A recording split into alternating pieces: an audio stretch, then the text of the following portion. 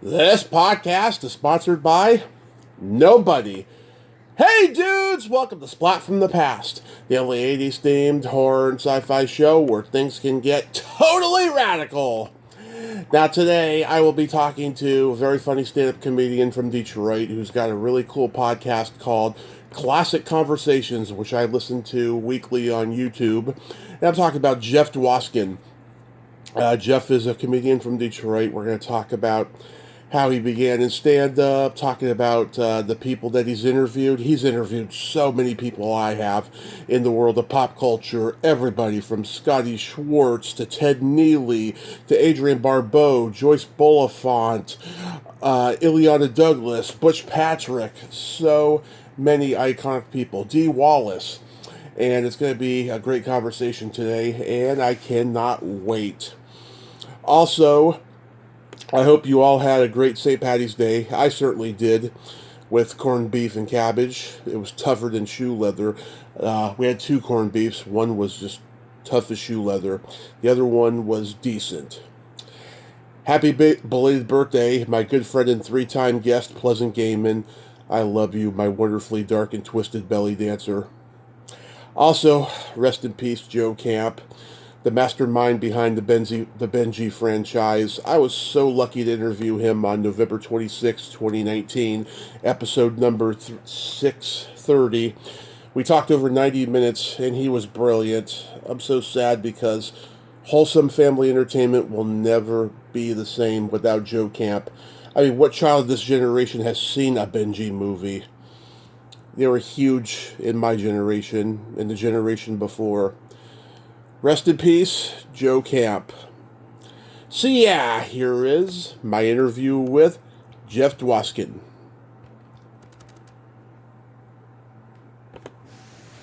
Hey Jeff, welcome to the show. How are you today? Great, how are you? I am fantastic. I can't tell you what a great honor this is. Thank you so much for taking the time today. My pleasure. Please. Happy to be here. Awesome. So, going back in time, did you gravitate toward comedy early on in your childhood? No. I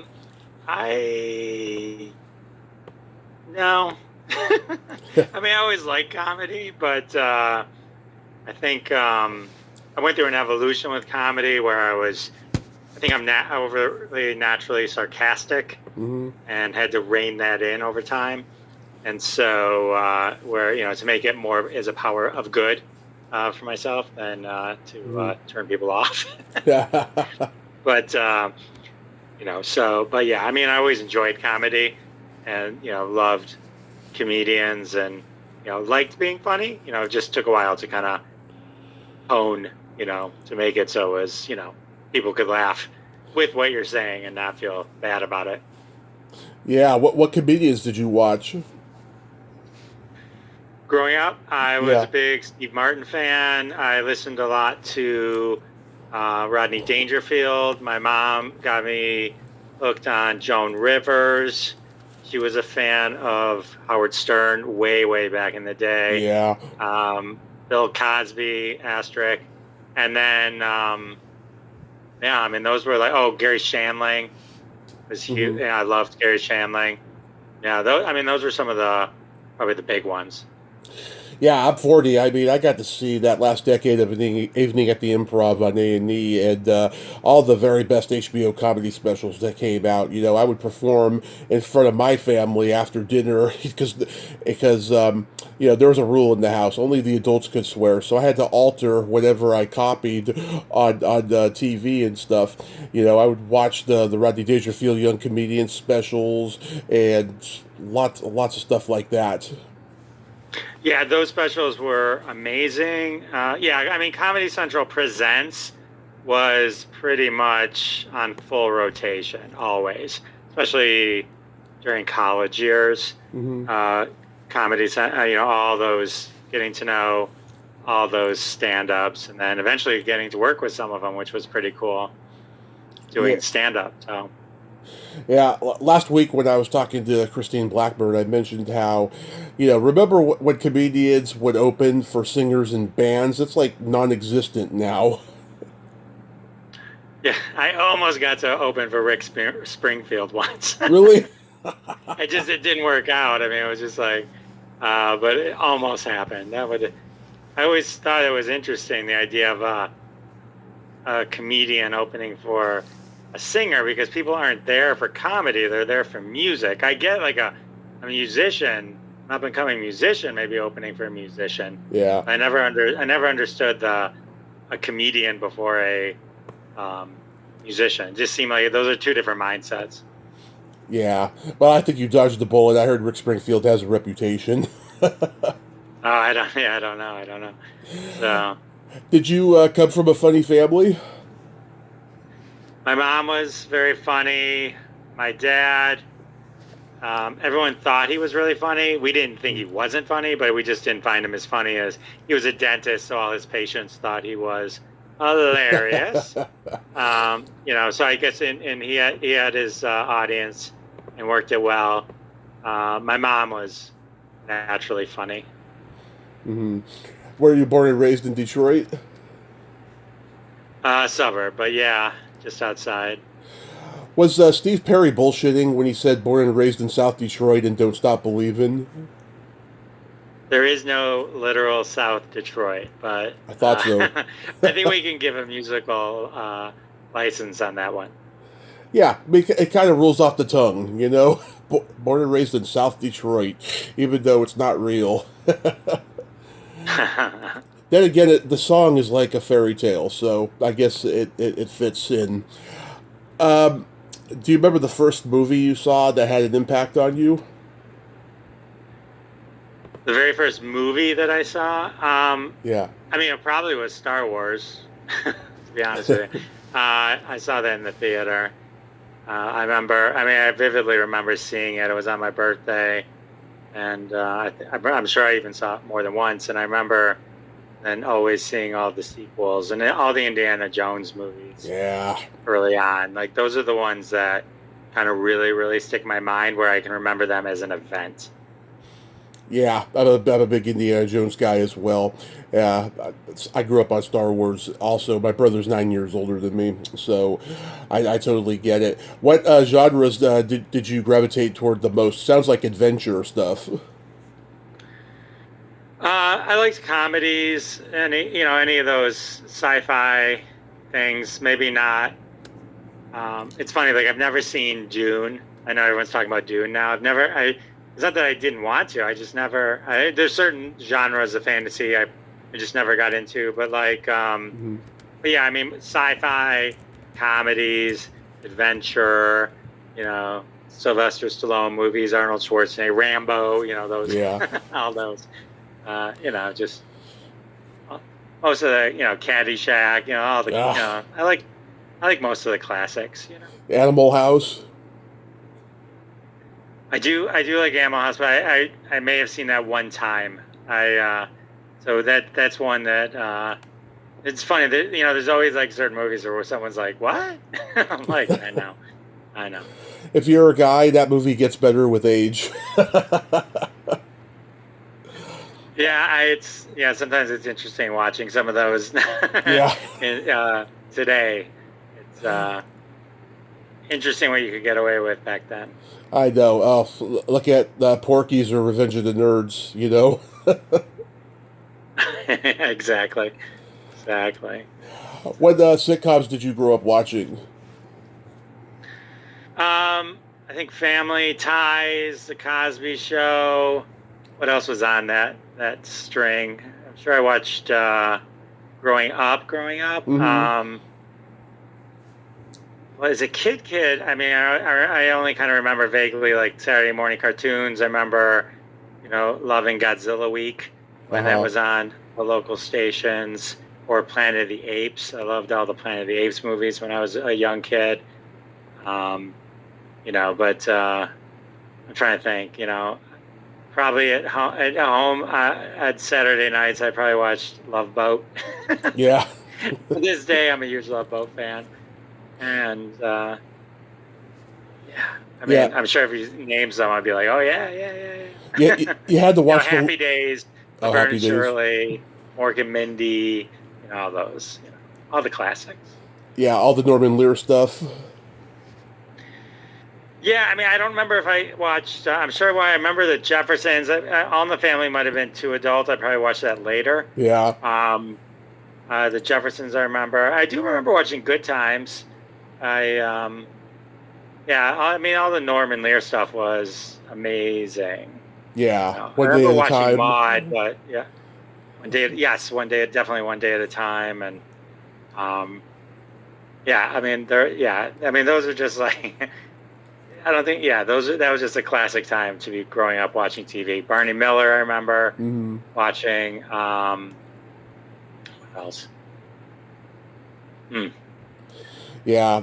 Uh, yeah, I mean, I got to grow up in the last run of syndicated reruns, and like, yeah, I got to see all my parents' stuff, like the Munsters, Gilligan's Island, I Dream of Jeannie, and then I got to see all that stuff from the '70s, and it was just fantastic. Yo, yeah, for sure. All those shows, like any one of the Lucy's that was ever on, Yep. when it was on, the Brady Bunch for sure. Like you said, Gilligan's Island, absolutely.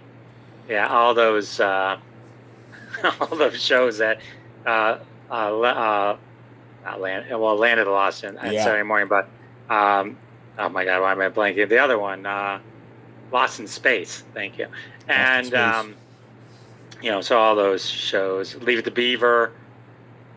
Yep. You're making me remind. It's not top of my head, but like it's all kind of pouring back. The Brady Bunch, F Troop, the Partridge Family, you know, Green Acres. Oh yeah, Green Acres for sure. Partridge Family, absolutely. Yeah, all those. Anything that was like in reruns, that Yeah. So after high school, did you go to college? I did go to college. Yes. Yeah, I went to college and yeah. What did you study? I was I think I ended up with a marketing degree. I Mhm. have a BBA in marketing from Eastern Michigan University. Were you the guy that did stand up at the frat parties? I think it was funny, but I hadn't realized that that was a thing yet. Stand up. Hmm. And I loved watching stand ups. Remember John Heffron he went to Eastern Michigan University also, and Ann Arbor Showcase was right down. Ann Arbor U of M was right down the road, so we'd go to the comedy club there. But I didn't know it was a thing. I didn't know you could be that. Yeah, I mean, I know it's not, Yeah. but I mean, I didn't realize that was a thing until later. So, Yeah. What year did you start stand up officially? oh, I think 2002, 2002. Oh, just a couple years before me. I started in '06. Where? Yeah, I started just before my youngest daughter was born. I Mhm. remember telling my wife, "Do not go early," because I had a big show. It was like I took a comedy class.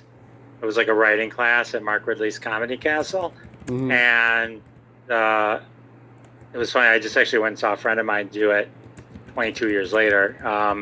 Same show, but he had just taken the class himself. So it was like a big deal. You write your first 7 minutes, and then you perform your first 7 minutes, and it was really cool. Once I started, really never stopped until the pandemic, and then haven't really. I don't do it as much as I used to. Yeah, same here.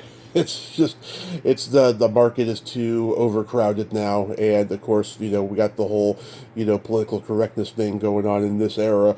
It's just like, who's got the time now, for all of that. Yeah, I had started my podcast in 2020, and so when I was like, my wife's like, "Are you going to do stand up again?" I'm like, "Maybe," and she goes, "Are you?" And I'm like, yeah.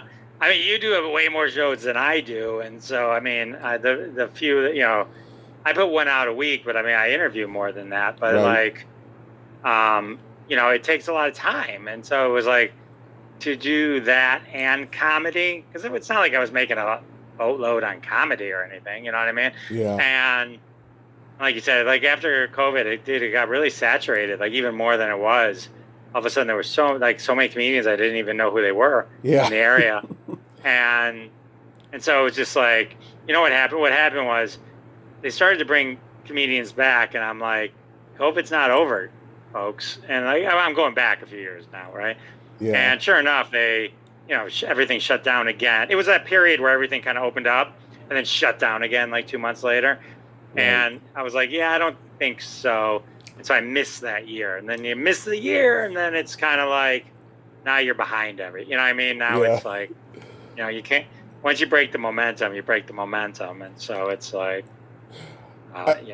I watched some of your stand-up videos. You did that one about the animal shelters and about your kid being born. And I'll tell you, I didn't expect you to be so clean because you have the perfect voice for blue material, which is in my department. Well, I mean, it depends who listens to it. Whether that's the problem I always found with comedy was it depends who listens to it. It depends on whether they think it's clean or not. You know what I mean? There are people that don't think that's clean. I mean, I'm not being vulgar or swearing, but, people's tolerance for what they consider corporate clean is much, much different than, than what I liked. You know what I mean? So, I always hated when they're like, I never did as much corporate just because it's just, when you be cleaner, it's like, I didn't think I was dirty in the first place. You know what I mean? So it was like, I don't know. That was always a struggle for me, that part. Yeah. It's funny. I never was on that path to doing corporate gigs or the cruise ships or any of that crap. It's like, who wants to, perform for all these hypocritical prudes, who, in private, they're telling dad jokes, Yeah, I mean, it's just, I mean, that it's the dynamic of who someone's with, right? So it's like a small audience where they all know each other is more difficult than a larger audience where they just don't necessarily do it. If it's a giant work party, is this person going to laugh at a sex joke in front of their coworker, right? So these are like things that go through people's heads in the audience when there's certain dynamic or even just smaller crowds that, if it's a large crowd, that usually doesn't matter because then it's a numbers game at that point. You're you got plenty other audience that can take that joke in and stuff like that. Yeah. So who are some of the big names that you've opened for?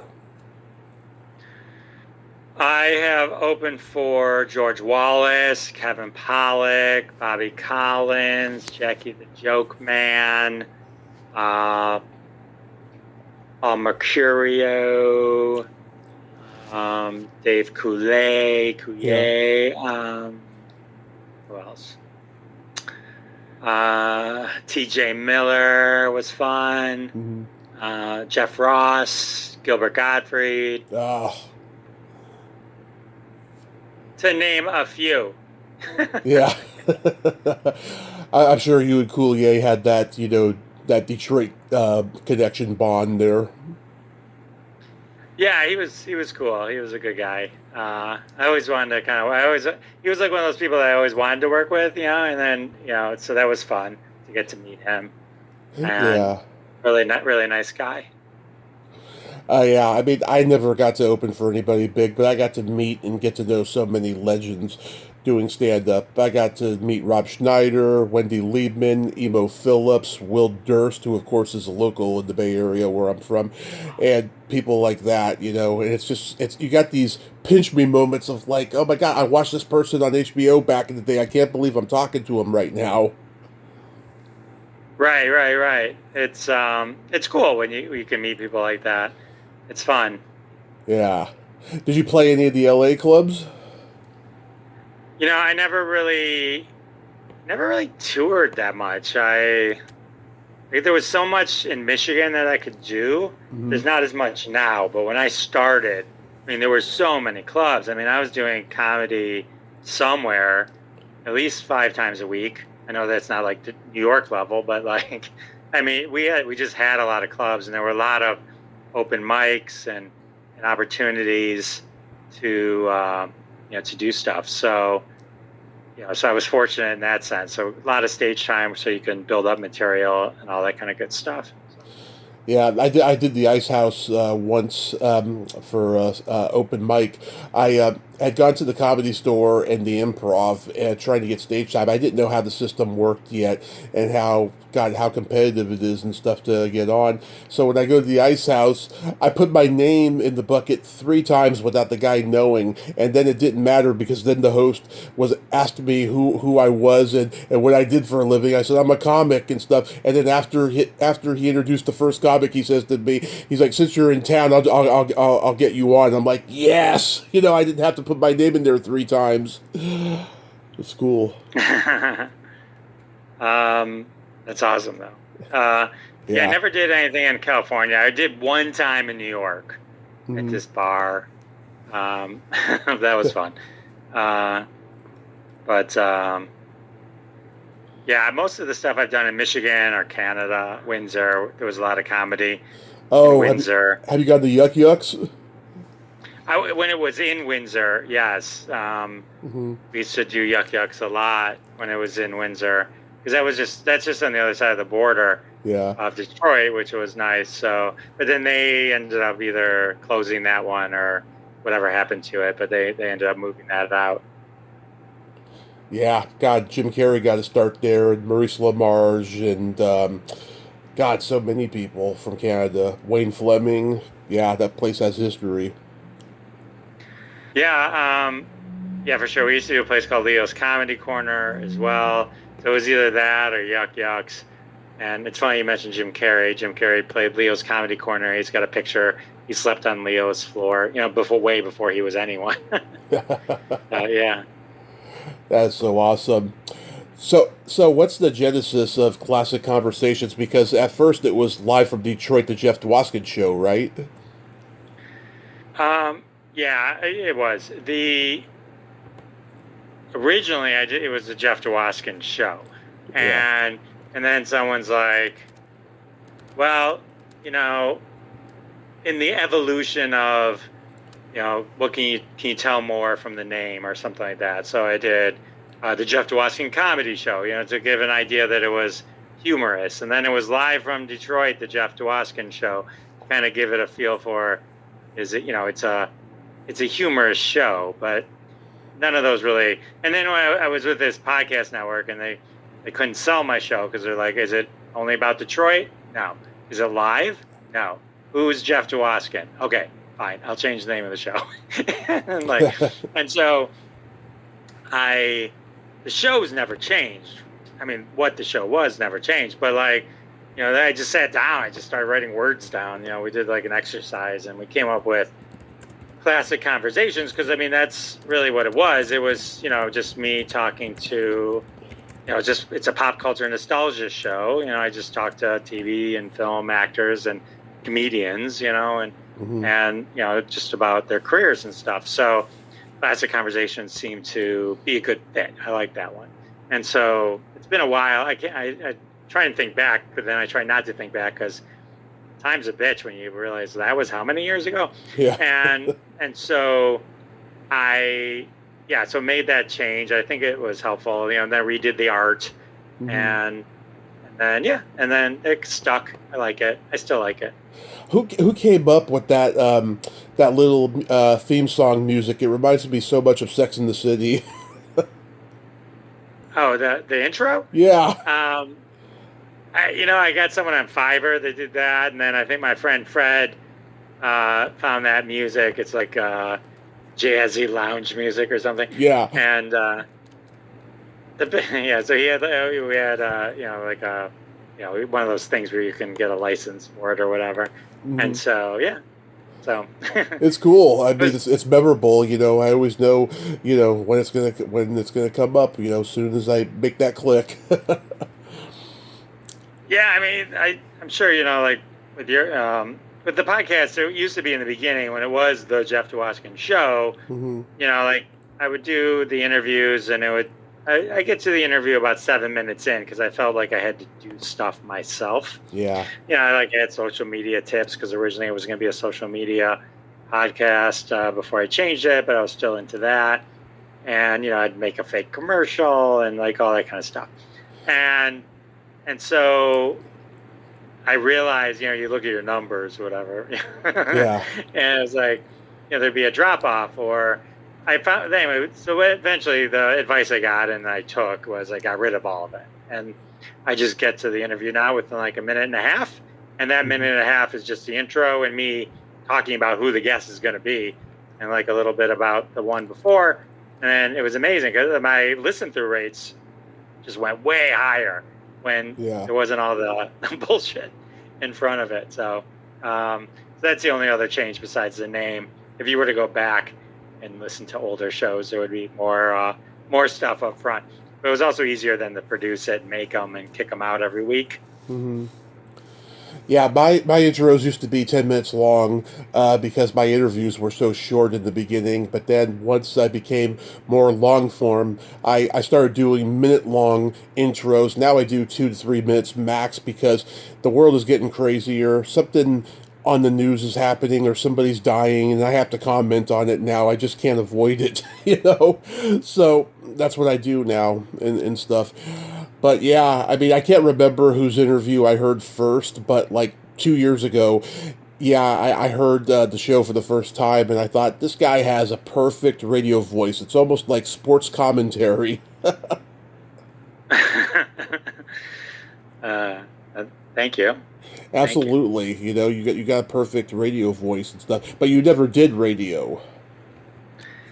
I didn't, and I know nothing about sports, but hold me back. But yeah, no, thank you. I appreciate that. Absolutely, yeah. So here's my guests that have also been your guests. A whole list I made last night.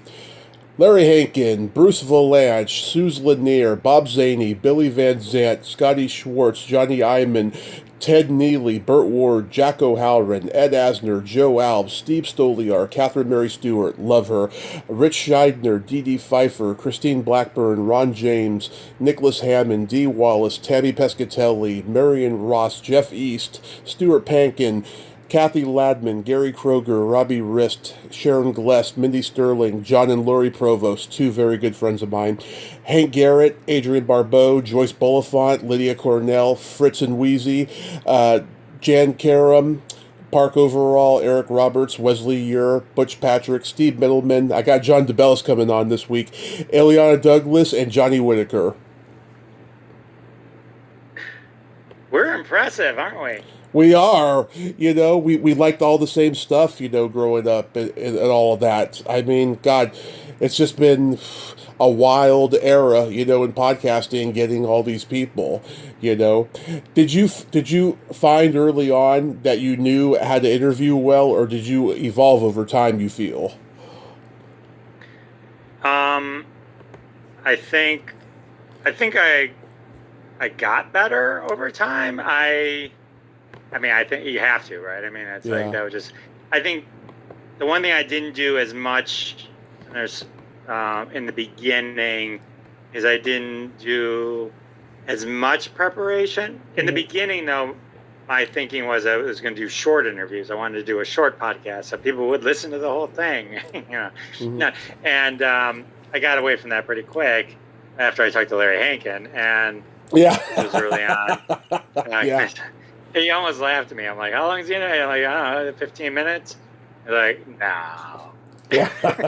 That guy's brilliant, and I could listen to him all day. It was an hour and a half easy, or just over an hour, with effortlessly. That could have been 3 hours. I told him an hour, and we went over 90 minutes. Yeah, he's just got stories on stories, that guy, and so I think what people appreciate is the amount of research that I do. Yeah. And my preparation before the conversation. Right. And so that allows me to kind of go a little deeper, I think, sometimes, or they'll go deeper, rather, because they know that I know things. And so I think they're more used to that not being the case. Mm-hmm. And, people showing up and like, who are you? Like, I'm pretty famous. You don't know who I am? Not me. You know what I'm talking about. Yeah. And so, I think my only trick has been that I have found that when your guest realizes that you know a lot, more than just, oh, I love the Terminator, you know what I mean, or something like that. And like where you can like talk about certain specifics or call things out, Yeah. it triggers different things in their brain, right? Yeah. And then when you ask the next question, they'll probably go a little deeper or something like that as well. Yeah. And so, yeah, I mean, that's always my goal. I mean, when you talk to folks that have been interviewing for 40 years or more, right? Yeah. You have to try and come up with something that there's always gonna be the same things that they say, interview to interview, just because they're so used to doing it. But trying to find something to shake it up. Yeah. I mean, a lot of these people are so oversaturated that they do a ton of interviews and they get asked the same things over and over again. But there's always going to be stuff that I never hear in previous interviews that I'm going to bring up. Like, for instance, I'm so proud of this. I interviewed Steve Bender, who directed the 68 comeback special of Elvis, And no matter what interview he does, he's going to take the initiative to talk about it because it was the biggest career highlight of his life, right? But he also talks about the Tabby Show and directing episodes of Gilligan's Island and Lucy in London and all this stuff, right? I brought up, he directed James Whitmore's one-man show movie, Harry Give 'Em Hell, which he got an Oscar nomination for, and nobody ever brings that up to him, and he was so happy. And then I took it a step further. I brought up, he directed Father Guido Sarducci's Showtime special, Father Guido Sarducci Goes to College, and he was happy about that as well, and I felt so accomplished by that. Yeah, it feels good. It feels good when they acknowledge that, and, it helps too. I'll admit that the ones that I find sometimes the interviews that go really well are when they actually listen to your podcast. Yeah. Oh, yeah. Since you mentioned her, I will specifically say, God, I just blanked on her. All right, I guess. Hang on. What happened? Nothing. I blanked on her name. Last Starfighter, Catherine. Okay, Catherine Mary Stewart. Catherine Mary Stewart. So she had like listened to my Ted Neely interview and stuff like that. She was a big Ted Neely fan and that movie.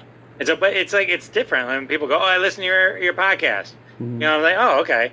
You know what I mean? Because they're coming. It's not like they just showed up or rolled up and dialed in or whatever. Mm-hmm. It's nice, and so, but yeah, and then to be able to do like what you did, I always, if they say that to me, I always leave it in. Ooh, good question. No one's asked that. I have to be honest, though. I kind of can't stand it when a guest critiques the question before they answer it. It's kind of like they're taking the initiative to stroke your ego in a weird way. You know what I mean?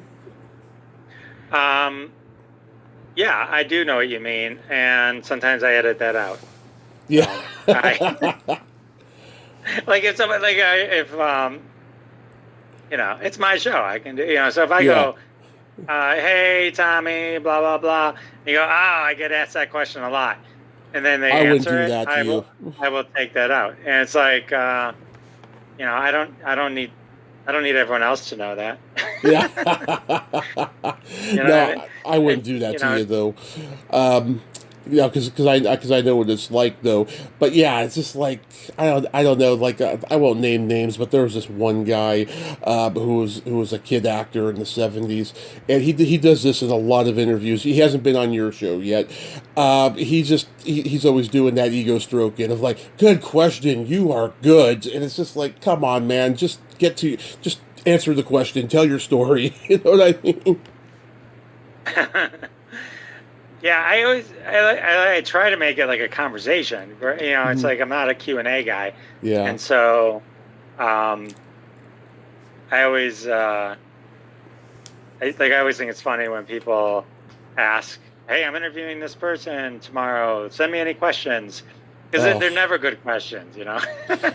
I don't do that. I don't do the question sending thing. I let them know, I got so many episodes, go listen to one so you can get a feel for what I do and stuff, And then, we're off to the races then and it's good. Yeah, totally. Yeah. You ever get a guest who like kind of gives you a backhanded compliment of like, God, you are so good. By the way, how many followers do you have? You ever get one of those? No. If I got asked, I would always take it out anyway. But Yeah. no, they don't. I mean, I feel like if they're already recording, that shouldn't really be a thing. Okay, I've gotten it a lot. I'll tell you, it's been a while, but I have gotten it. So, who are your favorite interviews so far? I don't know that I have. I do like them all in a certain way. So there's like, I had a lot of fun talking to Ted Neely. Yeah, he's I had great. a lot of fun. Will Wheaton was a lot of fun. Nicholas Hammond was cool. Anson Williams was cool. Burt Ward was a lot of fun. Sharon Glass was awesome. Love her. Kato Kalin was hilarious. You had Kato Kalin? So Robert Klein was fun. So, it's just everyone, everyone's like a little unique experience. So if anyone I didn't enjoy, I probably didn't air. Really? Have you ever had that situation where the guest was so bad you didn't release it, or they said don't release it? There's never been a don't release it, but I'm sure you're the same way, right? Because I read your Facebook, so I feel like we're probably the same way. It's like you go in with a certain expectation of how the conversation's going to go, and a lot of times it goes that way or it goes better. Sometimes it doesn't go exactly that way. It doesn't mean it's bad. And then sometimes it's like, what? Yeah. So it doesn't happen a lot. I mean, there was like one thing that I like to do, you kind of mentioned it, you dig in for little nuggets as well. But, I like it sometimes in the intros, I'll throw out something very random.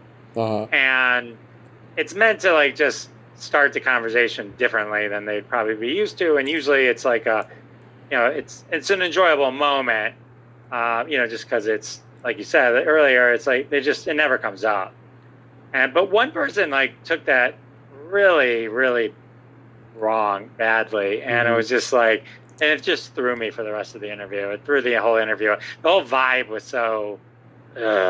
After that, I was just like, why did you bring that up? I'm like, well, first of all, it's in every one of your things. It was 20 years ago. Everything was 20 years ago. Yeah. It was like, so it's like, it shouldn't matter. You know what I mean? It's like, we're here to kind of reflect and all that kind of stuff. And but it was just like, it was a weird reaction. I don't know. So I put it away.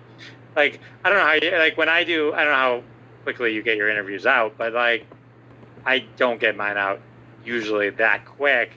And so I sit on them for a while, and then when I re-listen to them, I get to re-experience it again when I'm doing the edits and stuff like that. And so, sometimes sometimes I'll go and I'll re-listen to it and okay, it wasn't exactly as bad as I thought, or it wasn't what I thought. You know what I mean? Like, it's fine. It was a good interview. It was a good conversation. It was just in my head, I was thinking something different. You know what I mean? That kind of thing. So. I usually, if I have to do a lot of editing, I usually wait until, let's say I'm doing the interview right now at 12 o'clock. If I have to do a lot of editing, I'll have it out by, at least 8 o'clock tonight after all the editing's been done, right? But if I don't have much to edit, I release it just a couple hours after we do it, And then occasionally, like if I interview someone who is in a specific holiday movie and a specific holiday is coming up, I wait until, that time to drop the episode, But mostly I just, release it the same day that I do it. Oh, wow. Yeah. I've been doing that since day one. So you haven't had like a least favorite interview yet, have you? No. I mean, there's some that I wish like I could do over. We all have those. And not because they necessarily went bad. It was be like, Mhm.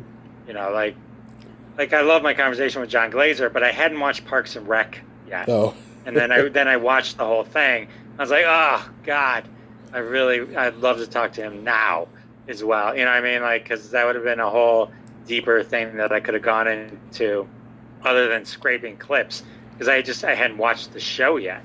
And stuff like, it's usually stuff like that where it's like, I discover something after, and I'm like, oh, that would have been great to have been wildly knowledgeable about that yeah. before the interview. But we all get our moments in time, so it's like I don't regret it. I just, if I had that chance, it would have been nice. But Yeah, there's many interviews I wish I could do over again. I interviewed Squiggy in the beginning, David Lander, and that's I cool. just, I pretty much fanboyed out on him in 20 minutes is what I did, and I was so nervous. Like, I didn't have a ton of questions. I was just happy to be talking to him.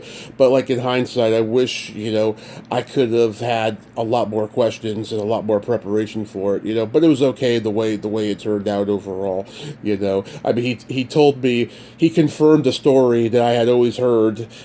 He set a script on fire in the writing room on Laverne and Shirley because it was so bad. And he confirmed it. He just took his cigarette lighter and burned it because he was like, no, we're not doing this script, That's pretty cool. That's an interesting story. I didn't know that story. So. Oh yeah, it's been out there for years and years, and as far as I know, I was like the only one who asked him that question. Has anybody turned you down that broke your heart? Just Henry Winkler 4 times. I've only heard him do. Keep in mind, I don't usually ask again if I get a no. Yeah. But I really would love to talk to him, and it was a soft no. You know what I mean? Yeah. And I mean, usually it's usually a hard no, or you don't hear anything at all, and sometimes those will, and that's the majority, to be honest. And usually it's but then sometimes I've had luck. Every now and then, just following up with someone I didn't hear from, I'll do it like a couple months later. Yeah. And I've gotten a couple that way, or brought some back to life. It's if it's a hard no, usually I back off. Yeah, that's what I do. But like, if somebody that I really, really want, and the person is really, really polite, I'll try again, maybe later in the year or next year or whatever and stuff. But if someone is just, oh my God, mean, and I've been getting that a lot lately. I just like, no, I'm not even going to respond to this. I'm going to vent on Facebook is what I'm going to do. But yeah, I mean, thankfully, most people are just matter of fact about it. I don't read too much into it. Yeah. Everyone's got their agendas and they're protecting their creatives and doing whatever. Henry Winkler had a book come out, so I'm like, all right, that's fair game. I can reach out again. Did you ever reach out to a person who said yes and then they passed away? Yeah, multiple times. Cindy Williams. She was scheduled to come on. She was scheduled to come on, and then she passed away. I was sad. Yeah, I'd been working with like the team. I mean, like nothing was like, I've been going back and forth a lot. There's probably been a few people, 3 people I can think of that died before I could get them on the show. Yeah, I was gonna have Mark. They weren't necessarily that old. A lot of times I have very old people on my show. But yeah, they were. I think Cindy Williams was a surprise. I think she got sick really fast and passed away. I don't think that was. I don't think that was expected. But I do wish I had talked to her. She's one that I wish I had. I met her once. She was adorable at a Comic-Con. Yeah. Oh, I never got to meet her. I was so devastated for a month about it. But like, I almost had Mark Blum, the character actor who played Rosanna Arquette's husband in Desperately Seeking Susan. First he said no, and then he said yes, and then he died right in the middle of COVID. And then Joel Reed, who made Bloodsucking Freaks, a very misogynistic horror film from the 70s, was supposed to come on, but he was one of the first ones to die of COVID before it like hit our country and stuff. It was going on in New York at the time. This was like in February of 2020. Supposed to come on. He never left the hospital, so that's why I didn't get a reply from him. He was supposed to do it the day that he got out of the hospital, but he never left, unfortunately. Oh, that's horrible for everyone. That's sad. Is there anybody you won't have on? No, I mean, I'll have anyone on. Well, it would depend, I guess, but I mean, blanketly, no. I mean, there's been people on that have views that I don't agree with, but I kept the interview very focused on what I wanted to talk about. You know what I mean? Yeah. So, look, I don't have to air something if it doesn't go the way, if there's stuff. Right. So, but yeah, no, I mean, in the context of the show and having a conversation with someone, if they don't have the same views as me on something or, something I don't disagree with, I just wouldn't talk about that, but that's how it, but hasn't come up just yet. If someone gets conservatively political, I always edit that stuff out, so it doesn't really bother me and stuff. But like, I gotta be a fan of somebody that I talk to in some way, right? But I won't interview anybody who's got a reputation for being arrogant or anything like that. Like, if you said, here, I'll give you $1 billion to interview OJ or Trump, I would turn it down. Oh, I would interview OJ. Nah. No thanks. I mean, I'll ask him about the Naked Gun movies, but I'm going to want to say, why'd you kill your wife? You wouldn't have to air it. Just to have the opportunity to talk to him would be interesting. Either one of them would be I don't know. I met his brother once. His brother lived in the Bay Area in my hometown, and I have a friend who was roommates with him. He seemed like a decent enough guy. But I never got to interview Judy Tenuta. That's great that you got her. Rita Rudner, I'd love to have her. Someone contacted me years ago pretending to be her and said that she wanted to have a relationship with me. I was like, oh my God, is this real? And it wasn't, of course. Dave Thomas, God, I would love to have him. Christopher Knight, I've been going back and forth with his wife for 2 years. I haven't had a full-out Brady member. I've had Karen Richmond, who played Greg Brady's wife in all the reboots and stuff, but not an actual Brady kid. You had Robbie Rist, you said? You had Cousin Oliver? Oh, Robbie Rist, that's right, Cousin Oliver. Okay, so two technical Bradys. But, like, as far as the ones who were there from the beginning, I haven't had any of those. I want to get... Barry Williams, turns me down. Sometimes they want money, and I'm like, no, I don't do that. And so, Susan Olsen was fun. We talked about the fun thing about that interview was I kind of focused because I had already talked to Christopher Knight about the Brady Bunch and stuff like that. So, but Susan Olsen wrote a book on the Brady Bunch Variety Hour, which is amazing. Oh, I didn't know that. Yeah, and so I bought the book and read it. And then it was pretty much a full Brady Bunch Variety Hour conversation. That's really, really the most of it. And so that was fun. And then I'm trying to think. Lloyd Schwartz was was interesting too. I've been Facebook friends with Fake Jan for 5 years, and every time I DM her and stuff that come on the show, she never has responded to me. I don't know what's up with that. Maybe she wants money or something. But I was just I heard her do this one podcast years ago, and she seemed so pleasant and so nice. She'd be great, but I don't know what the deal is with that. So. Yeah, sometimes it's timing and all that kind of stuff. It's I liked your interview with John Barber. Yeah, he's an interesting guy. Yeah. The whole JFK stuff, yeah. I'll always remember when he was on the Dean Martin roast for Red Fox, and he said, Red doesn't know any equals, only superiors. You can't get away with that today. Have you ever met Dana Gould? No, I haven't. He'd be up your alley. He's a pop culture savant whiz kid. I feel like he wrote or had a part in the new Ted TV show. Maybe. I feel like I remember seeing his name in the credits. Yeah, I listen to his podcast. He does like one a month. You know, he's a busy guy. He does one a month. He has 2 interviews, and the episode overall is almost 3 hours long. It's so cool, and it's never the same subject in the interview concerning pop culture. It's really awesome. Oh, that's cool. I'll check it out. Yeah. So, who's on your bucket list, and who do you got coming up? My bucket list. I mean, Yeah. Henry Winkler. Yeah. That's why I kept trying. I'm not sure who I got. Let me see. I never talk about interviews if I haven't actually had them yet. Okay. But just because I feel it always jinx it. But I do have. I worked with Steve Heitner and. Banya. So Kenny Banya. So he's coming up, and then Nice. So I got a bunch. I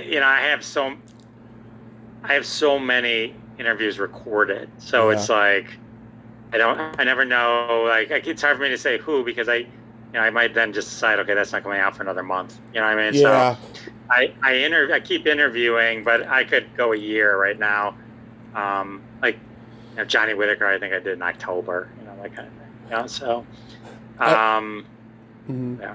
I have fulfilled a third of my bucket list, but like the one I really want this year, and that we've been going back and forth for 2 years, is Valerie Landsberg from Fame. I had a huge crush on her as a kid, and I want my Valerie Landsberg experience, Yeah, I mean, it's cool to be able to reach out to folks that. I wish I lived in California because I love the Hollywood show. I would go to the Hollywood show all the time. Yeah, they just had one recently. Pete Best from the Beatles was there. Oh, that would have been amazing. Yeah. That would have been. That's when you know it's the end of the world, when Pete Best starts signing autographs at conventions. That would be a great autograph, though. That would be really cool. Kinda. So Sundays you drop the interviews, and then Wednesday you do what's that Zoop Groom episodes you do? The Crossing the Streams, right? Drop. Well, technically, I guess it's Monday at midnight, but I guess it depends. Well, I guess in California it would be Sunday when it drops. You guys, your time zone difference.